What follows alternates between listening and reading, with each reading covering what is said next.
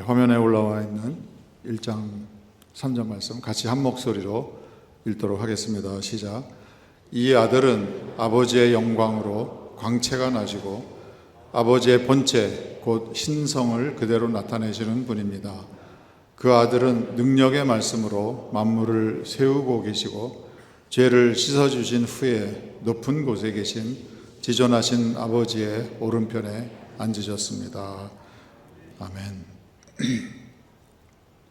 네, 오늘 저녁에는 아버지와 동일하신 분, 이런 제목으로 말씀을 나누려고 합니다.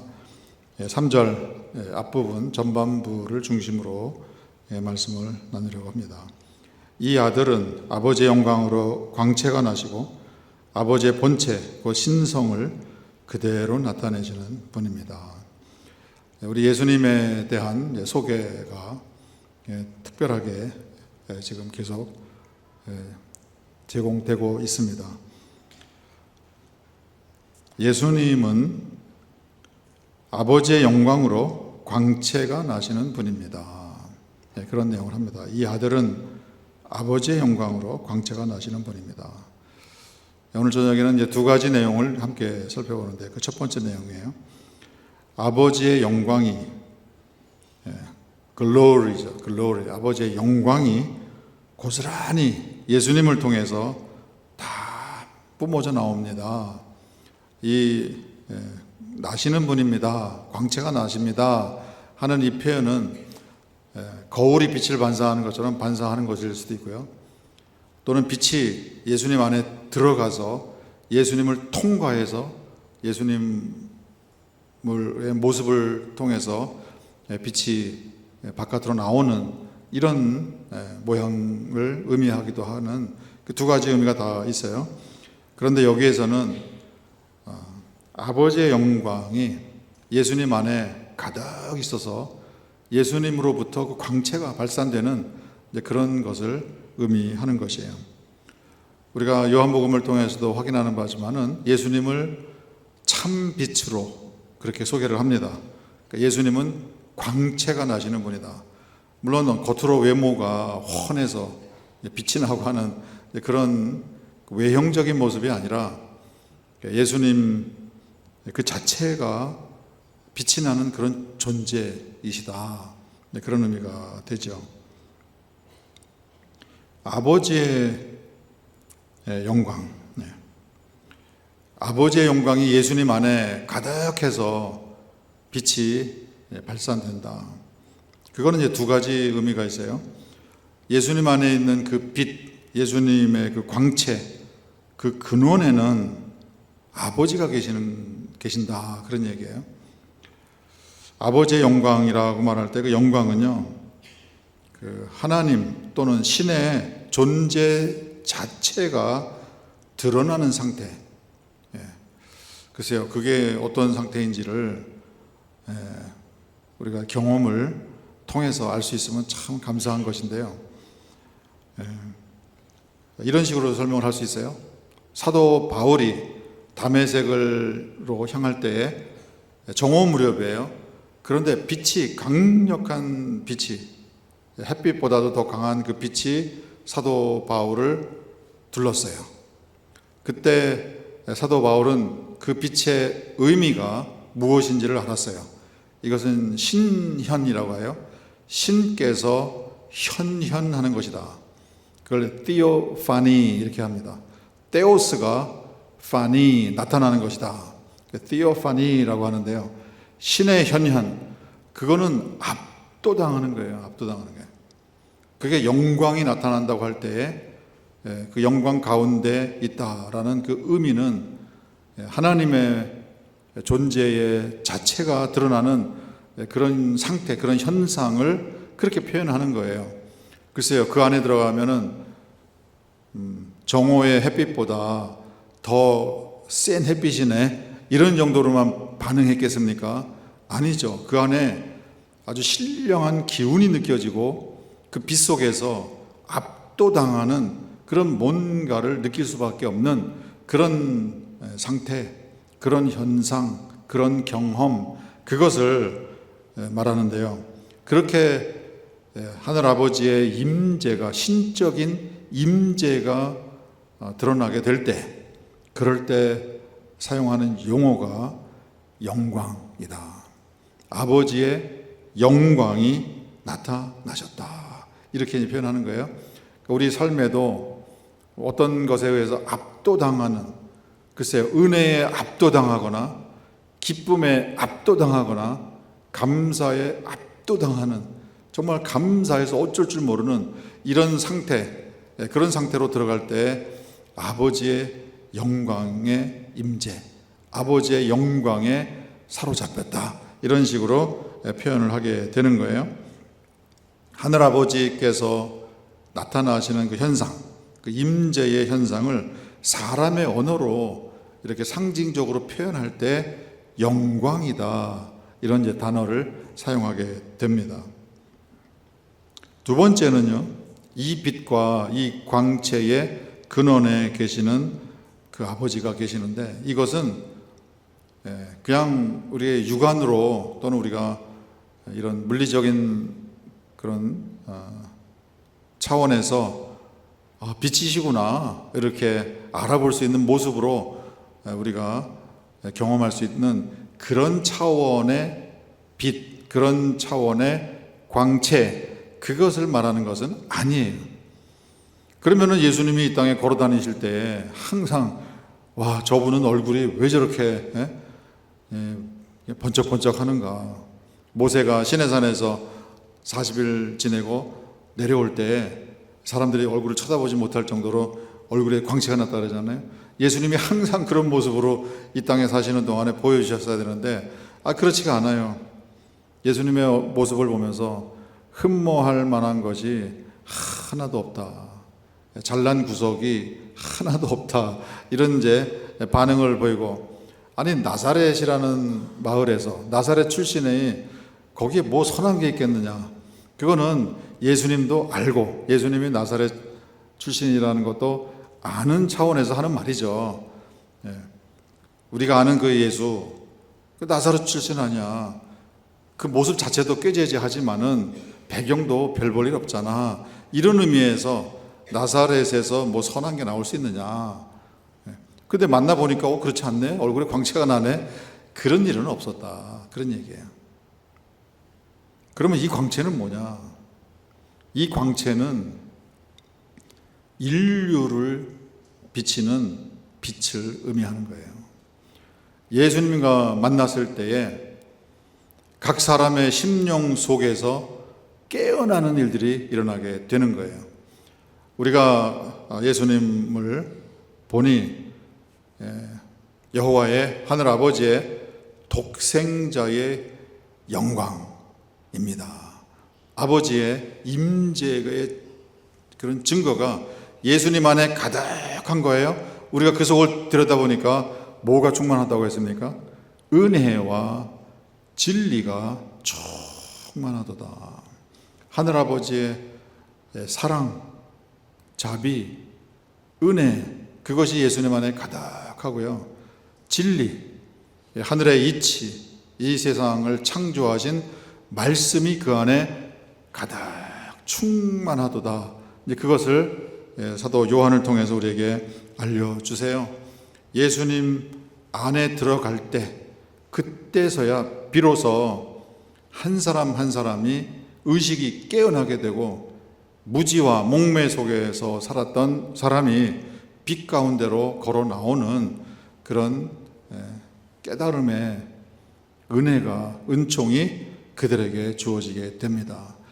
우리가 이 세상을 바르게 보고 바르게 깨닫고 바르게 살 수 있는 그 길을 발견하는 것은 예수님 안에서만 가능한 것입니다. 왜? 예수님께서 광채이시고 예수님께서 참 빛이시기 때문에 각 사람의 심령을 비춰주시는 그런 분이시기 때문에 그렇습니다. 이 아들이 아버지의 영광으로 광채가 나시는 분입니다 라는 그 의미 속에는 이 두 가지예요. 예수님 안에 하늘 아버지의 영광이 가득하시고, 그리고 거기서부터 나오는 그 빛이 온 인류를 무지와 목매로부터 깨어나게 하는, 잠자는 영혼들을 깨워내는, 죽은 영혼들을 살려내는, 그래서 이제까지 보지 못했던 것을 보게 하시고 이제까지 듣지 못했던 것을 듣게 하시는 그런 분이 예수님이시다. 우리 성도님들은 예수님 안에서 살아가시는 분들인 줄 압니다.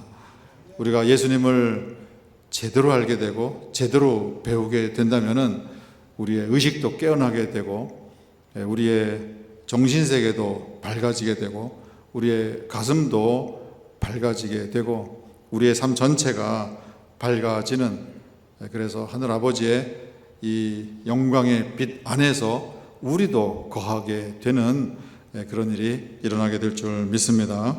예수님에 대한 소개 말, 이 3절 앞부분의 전반부에 우리에게 주시는 두 번째 내용은요, 이 아들은 아버지의 본체 곧 신성을 그대로 나타내시는 분입니다. 예수님에 대해서 설명하는 그 용어 중에 하나가 신인, 신이시며 인간이시다. 영어 표현으로는요, God, man 이렇게 합니다. God dash man 이렇게 이제 표현을 해요. 그 얘기는 예수님은 사람이시지만은 동시에 예수님은 신이십니다. 그런 이제 의미가 됩니다. 예수님의 인격, 예수님의 삶, 예수님의 사역, 예수님이 일하시는 그 모든 영역, 그리고 예수님의 하시는 말씀, 그 안에 신성이 나타납니다. 그런 의미가 돼요. 여기서 아버지의 본체라는 용어를 썼어요. 아버지의 본체라는 그 뜻은 아버지 자신이다.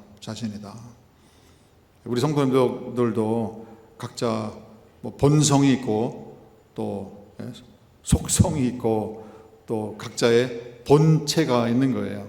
그거를 영어 단어는 substance라고 그래요. 이분은 이런 속성이 있는 사람이다. 또는 그걸 뭐 천성이다. 하늘이 부여한 어떤 인격이나 성품이나 성격 뭐 그런 걸 말하는 거예요. 그 속에 아버지가 계신다. 그런 의미가 되고요. 여기에 그 아버지의 본체, 그 신성을 그대로 나타낸다 하는 것은 형상이다. 태초에 아담과 하와를 창조하실 때에 아버지께서 그런 말씀하시죠. 우리가 우리의 형상대로 사람을 만들자. 그때 형상이라는 단어를 명사형으로 사용하세요. 여기에 아버지의 본체, 그 신성을 그대로 나타내시는 분입니다. 그 얘기는 이 아들은 아버지의 본체, 그 신성을 그분의 형상으로 가지고 계시는 분입니다. 예수님의 형상 안에는 아버지의 본체가, 신성이 가득 들어 있습니다. 그런 얘기가 되는 거예요. 달리 좀 풀어서 설명을 하면요, 아버지를 완벽하게 똑같이 닮았습니다. 그게 이제 형상이라는 얘기예요. 그 얘기는 나사렛에서 자라시고 나사렛 출신으로 불렸던 정말 배경이라고는 하나도 없고 볼품이라고는 하나도 없는 그분이 육신으로 나타나신 신이시다. 신께서, 하나님께서 육신을 입고 나타나신 그분이 저 나사렛에서 자란 나사렛 출신인 이 인간 예수가 다름 아닌 하늘로부터 내려오신 아버지의 본체를 형상으로 갖고 계시는 그런 아버지와 똑 닮은, 아버지와 차이가 나지 않는 그런 신이시다. 그 얘기를 지금 사도 바울이 하고 있는 거예요. 아버지의 본체, 곧 신성을 그대로 똑같이 가감 없이 아버지의 신성 전부를 예수님 안에 담고 그것을 형상으로 보여주는 그런 분이십니다. 예수님은 아버지 안에 계시고요. 그렇기 때문에 아버지께서도 예수님 안에 계시는, 내가 아버지 안에, 아버지가 내 안에 계시느니라, 이런 말씀이 바로 그거예요. 예수님은 완벽한 하늘아버지의 형상이신데 그 형상의 내용물은 본체요, 아버지의 본체요, 아버지의 신성이 그 형상 안에 가득 채워져 있습니다. 그런 얘기예요. 그렇기 때문에 아들을 본 사람은 아버지를 본 것과 같다. 예수님의 말씀이에요. 나를 본 사람은 아버지를 본 것과 같다. 이 형상이라는 용어가 그렇게 중요한 용어가 됩니다. 그래서 우리가 찬송을 합니다. 형제의 모습 속에 보이는 하나님 아버지 형상 아름다워라. 그죠? 자매의 모습 속에 보이는 하나님 형상 아름다워라. 우리가 노래를 부르는데요, 정말 형제의 모습 속에서 아버지 형상이 보여서 보인다고 하는 겁니까? 자매의 모습 속에 아버지의 형상이 보여서 보인다고 하는 겁니까? 그 형상 속에는 아버지의 본체, 아버지의 신성이 다 들어있는 거예요. 아니, 사람은 부모님의 형상을 닮았잖아요. 그 안에 아버지의 성품을 담던, 어머니의 성품을 담던, 아버지 어머니의 장점만 다 가지고 담고 있던, 또는 부족한 부분들만 가지고 담고 있던, 아무튼 아버지의 형상 아니면 어머니의 형상이란 말이에요. 그런 것처럼 우리가 영으로 다시 태어나서 하늘 아버지의 자녀로 이 땅을 산다고 한다면 잃어버린 아버지의 형상이 우리 안에서 회복이 되는 거예요. 그 형상이 회복되면은 그 속에 아버지가 보여지는 거예요. 그럼 우리도 예수님처럼 아버지 안에, 또 아버지께서 우리 안에 거하시는 그런 일이 일어나게 되는 거예요. 그렇게 됐을 때에 우리가 형제의 모습 속에 보이는 아버지 형상 아름답습니다. 자매의 모습 속에 보이는 아버지의 형상 아름답습니다. 이 말이 의미가 있게 되는 거예요.